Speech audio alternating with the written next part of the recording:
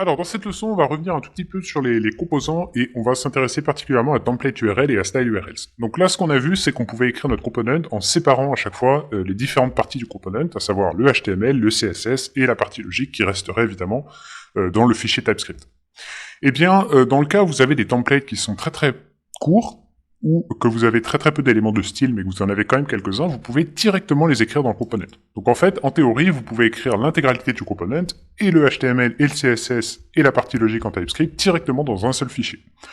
Alors, comment on fait? C'est très simple. Ici, on ne va pas utiliser du coup le template URL, on va utiliser une autre propriété. Et cette autre propriété, c'est tout simplement la propriété template. Et dans cette propriété, on va pouvoir spécifier une chaîne de caractères, et dans cette chaîne de caractères, on va avoir le template de notre composant. Donc là, par exemple, je vais pouvoir utiliser une feature qui est apparue avec ES6, qui s'appelle les template literals, et ça va nous permettre, donc vous tapez des backticks ici, attention, hein, c'est pas des guillemets, c'est des backticks, et vous allez pouvoir écrire un template sur plusieurs lignes. Donc là, par exemple, je pourrais tout à fait faire un H1, et dans ce H1, par exemple, je pourrais mettre bonjour, comme ceci. Et de cette façon, le template de mon component sera contenu dans cette chaîne de caractères, et ici on aura bonjour. Et le fait d'utiliser les backticks, l'avantage c'est que vous allez pouvoir aller à la ligne, et que vous allez prendre en compte, si vous voulez, vous allez pouvoir écrire vos chaînes de caractères sur plusieurs lignes. Chose qui est complètement impossible de faire avec des single quotes ou des double quotes. C'est pour ça qu'on utilise, hop, les backquotes. De la même façon pour les styles, vous allez pouvoir définir un style particulier directement à l'intérieur de votre component. Donc ici, au lieu d'utiliser styles URL, donc là où l'URL va évidemment spécifier une URL pour un fichier externe, vous allez directement taper styles. Et à l'intérieur de styles, on va garder ici la notion de tableau, et dans ce tableau, on va pouvoir mettre une série de chaînes de caractères, et dans ces chaînes de caractères, on va pouvoir spécifier notre CSS. Donc là, de la même façon, on va utiliser les backticks pour pouvoir écrire ça sur plusieurs lignes.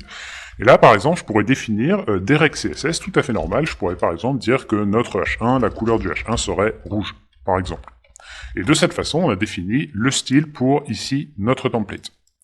Alors, on va regarder un petit peu à quoi ça ressemble. Hop, vous allez le voir. Je retourne ici sur mon application, et comme vous pouvez voir ici, on utilise maintenant le template qu'on a défini directement dans notre composant, et ici on constate également que notre titre ici est rouge. Alors, quelle est la meilleure façon de définir un component? En général, on dit que si jamais il y a plus de 3 lignes dans un template, il vaut mieux en faire un fichier à part. Et de la même façon, si vous avez un seul élément CSS à spécifier, ben vous pouvez tout à fait le mettre à l'intérieur d'une balise styles. Mais si jamais vous avez beaucoup de règles CSS pour le component en particulier, il vaut mieux avoir un fichier séparé, puisque ça va permettre une meilleure lisibilité de votre code à terme, et ça va vous éviter de tout regrouper au même endroit, ce qui va rendre des choses assez peu lisibles. Comme ça, vous avez vu les deux façons d'écrire du HTML et du CSS dans un component, template ou template URL, styles ou styles URL. Mais en grande majorité, vous verrez le template URL, style URL. C'est quand même important de savoir que vous pouvez le faire de cette façon également.